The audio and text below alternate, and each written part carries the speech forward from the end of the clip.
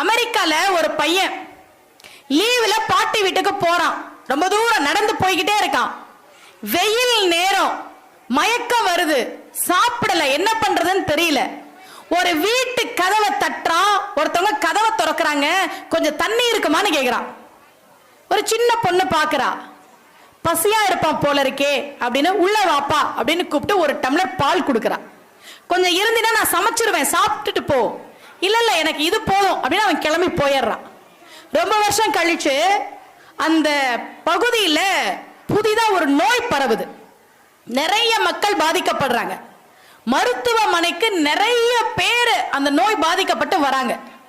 அதுல ஒரு பொண்ணு தனியா வந்து மருத்துவமனையில் அட்மிட் ஆயிருக்கிறாங்க. மருத்துவர் மருத்துவம் பார்க்கிறார், அவங்களுக்கு குணமாயிடுச்சு. மருத்துவமனையிலிருந்து கிளம்பணும். ஹாஸ்பிட்டலுக்கு நிறைய பில்லா இருக்குமே, எப்படி கொடுக்க போறோம் அப்படின்னு இந்த